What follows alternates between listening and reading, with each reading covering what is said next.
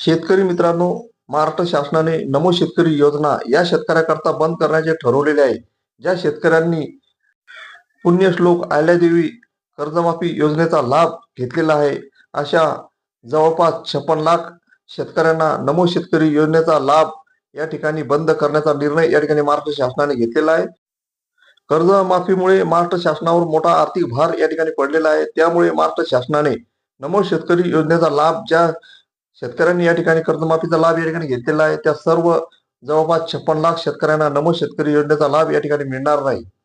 अशा शेतकऱ्याकरता ही योजना 1 वर्षाकरता या ठिकाणी महाराष्ट्र शासनाने बंद केलेली आहे.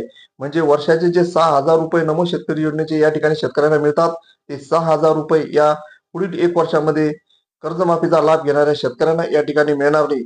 अशा प्रकारे आता महाराष्ट्र शासन या ठिकाणी हळूहळू नमो शेतकरी योजना कोणत्या ना कोणत्या कारणामुळे या ठिकाणी बंद करण्याचा डाव या ठिकाणी आखत आहे.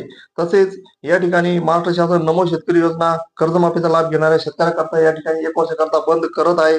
तर केंद्र सरकारने मात्र या ठिकाणी जी पीएम किसान योजना आहे, त्याचा कालावधी या ठिकाणी पुढील 5 वर्षाकरता या ठिकाणी वाढवण्यात आलेला आहे आणि याचा महत्त्वपूर्ण निर्णय केंद्र सरकारने 31 जुलै रोजी घेतलेला आहे.